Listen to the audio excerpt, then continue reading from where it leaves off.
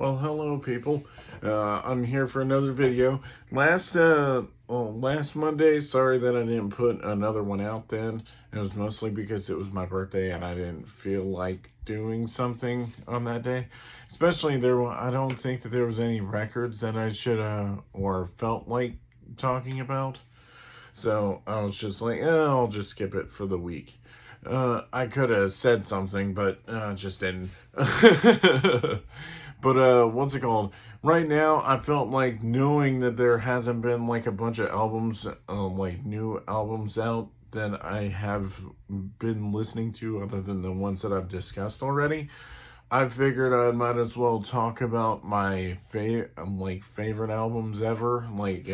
Do like a series for that for on the days when I'm not discussing something new that's being out. And so this week I'm doing one of my favorite bands ever. Like I started off with this band doing talking about their latest album, but this is the one that I became a fan of them on, and it's Artificial Selection by Gavin. Mostly because I felt like it's fitting, knowing that I would be talking about this band, knowing that I started with them, really. But I definitely, the first time I heard this one, I think it was around the time that the album was dropping. I don't remember for sure. I just remember hearing, I'm trying to think, I don't think it was Count Basie. I think it was either Care or it was, I'm trying to think of maybe it was Son of Robot. I know it was one of the albums that was like the single, and I was just looking. I think that it was on iTunes, like bestseller chart or whatever at the time. And then I was like, "Ooh, this band's really good." And then I, started getting a couple of the songs, and then I downloaded the whole record. And then I just love this record from the beginning to the end. Like all the songs I love on it. Like I think it's called Gospel Burnout is the name of the song. Like that's one of my favorite ones. Bloodsucker is awesome too. Like Bloodsucker makes me reminds me of anybody that's ever done you wrong. I know in the song he's like relating it towards I think it's like the dude's mother, like the person that's the bloodsucker or whatever. He's saying it towards the mom, but I mean it could be related towards like anybody that did you wrong, like any like roommates, friends, lovers, whatever. So like that's why I think that song resonates with me so highly anyways, because I've had a lot of problems with people like that. So but yeah, like I think definitely Care was the one main one that I listen to on repeat a lot. And I usually don't do that. I usually do not listen to like songs like several times over. Like I usually listen to them like I don't know. And just like I'll have my phone downloaded with a bunch of songs, and then I'll just put the whole list on repeat or whatever, and then I'll just listen to the songs. I constantly go back to this one all the time, especially depending on my mood or whatever. But this is like one of the main bands that I started listening to, and then started going through their whole back catalog afterwards, like looking up the stories for them. It's mostly because they feel like how I am as a person. I think that I've always been weird and an outcast and everything else. So when I listen to this music, it's not everybody's type of music. Like it stands out in a way. I think that's why a lot of people say that they have rabid fans. It's because it's either you love them or you hate them, really, a lot of the time. Because the way that they do their music, they blend a lot of styles together. They try a bunch of different things. They don't try to sit and do the same sound just to appease people. It seems like they just play the music that they feel like playing, like, or if they love this song, then they're like, we're gonna put it out, and it makes sense because they have their own label, and they do their own touring stuff. Like they have their own Swan Fest concert series and stuff like that. So I mean, it makes sense for them to do all this stuff anyway when you have no restrictions, knowing that you're the label people and you do everything. You get to have more freedom when it comes to any of your music. And I think that's definitely a good thing. Like Tech Nine is another guy that pretty much grinded like up there from the beginning and kept on doing this stuff to build up more of a name for themselves. Oh, sorry. I think I might be coming down with a cold. I don't know for sure, but really, this album is the main reason why I started falling in love with this band, was because I would listen to the whole record on repeat, like all the time, at work. Everybody getting annoyed with it because a lot of people don't like screaming in songs. But to me, they've always been more melodic than they have been screaming. Like they have a nice blend of it, like where I mostly hear the regular singing parts and then like I jam out to the screaming parts. That's how I've always been, like, especially, and that's mostly why I think they stand out to me, is knowing that it isn't too much of one thing. Like I get bored if I'm hearing songs that are straight like screaming in them all the time. Like I get it if you're like trying to like put pain in your music or whatever, but some bands could irritate me because it's like they just sit there just to scream in their band and like in their songs and stuff like that. And I'm not gonna call out certain ones anyway, but that's just my take on it. Doesn't mean that somebody else doesn't get the same feelings out of some other music too. I try not to like hate on a lot of things. I try to, like, if I'm not into it, I'm not into it, really. That's how I view everything as. If I'm not into a certain band, like Justin Bieber, I can't listen to Justin Bieber, but I'm not going to sit there and fault somebody else for enjoying his music, even though that it feels kind of trivial to me because it's like, baby, baby, baby. Okay, that's the lyrics, saying baby like 8 million times.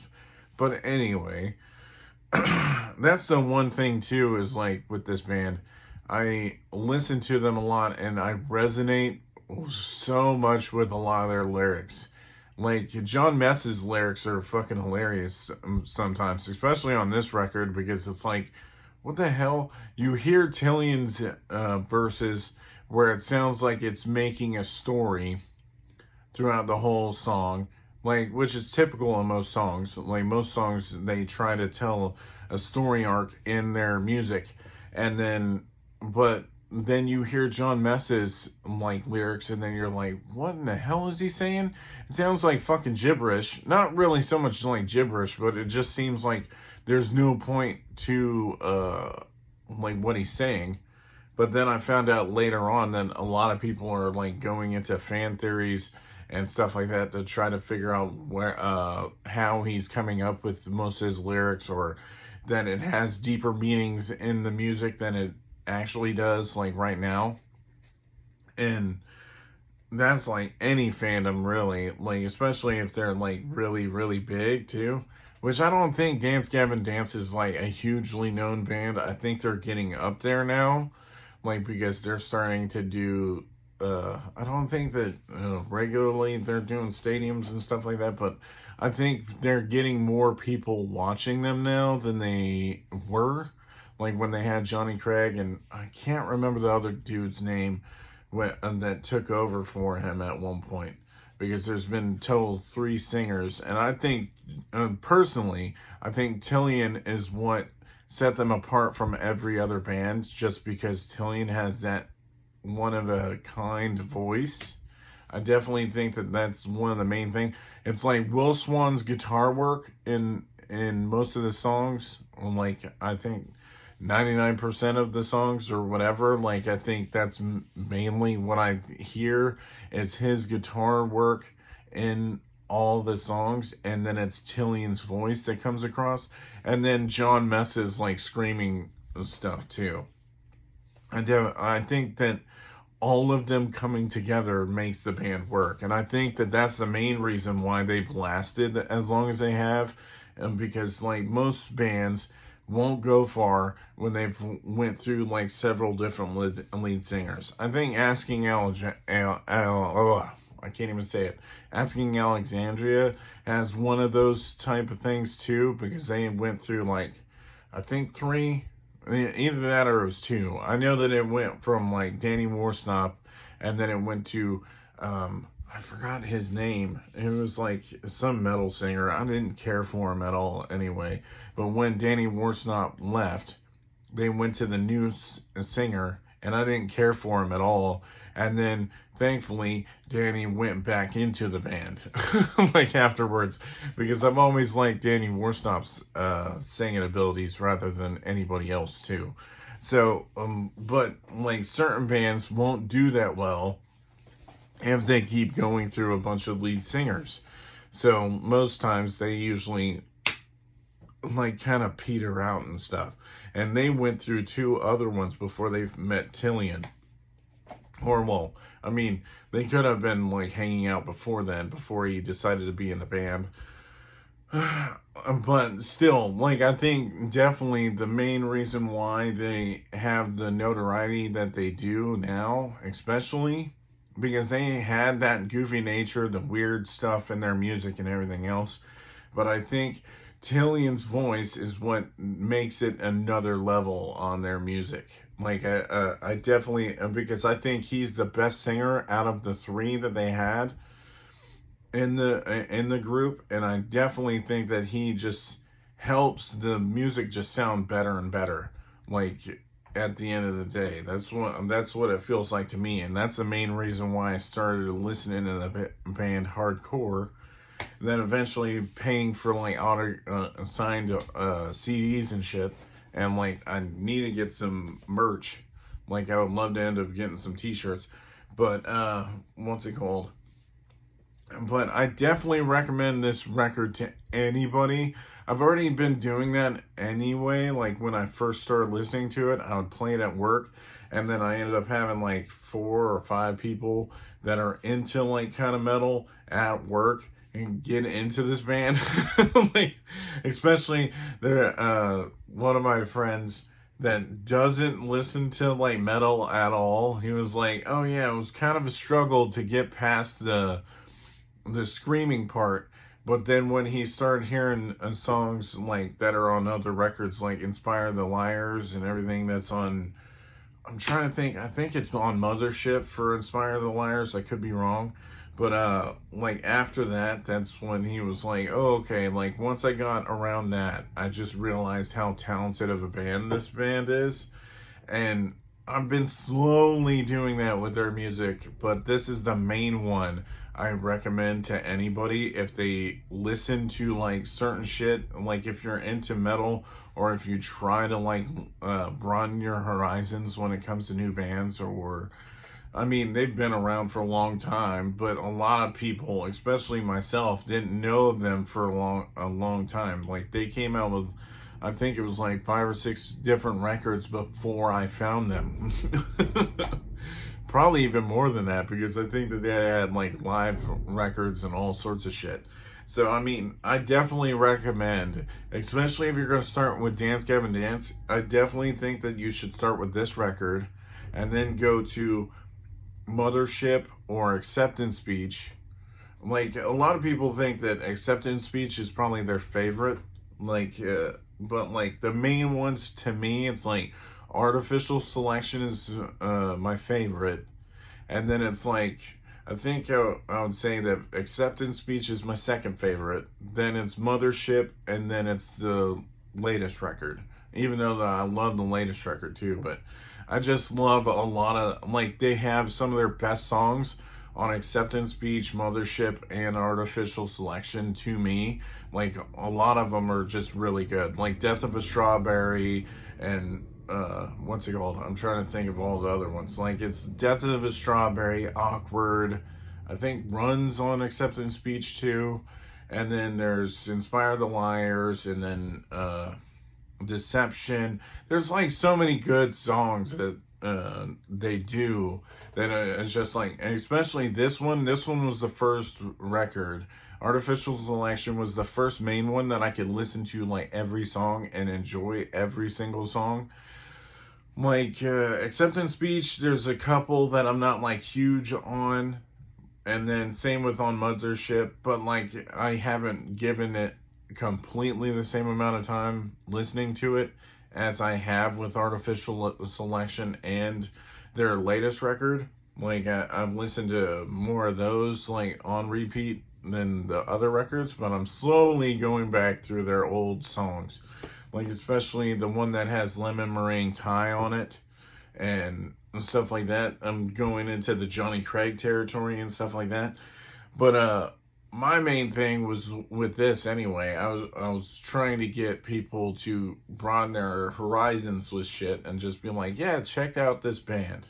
So if you guys like this series that I'm doing right now, I'm probably gonna start flip-flopping these like in between the new music recommendations, as long as like any of the new music comes out. Like I haven't seen a whole lot lately that I've been like, okay, I want to listen to this.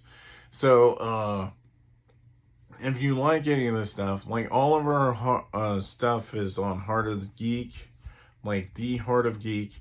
Like our Twitch and channel is Heart of Geek, I think. And then pretty much all of our socials is the Heart of Geek. And just request stuff if you dig what I'm talking about now and you want me to check out a different band or whatever, just leave it in the comments. And if I like them enough, or if I haven't heard of them or whatever, I'll leave them in the comments. Or I'll maybe make a video on it.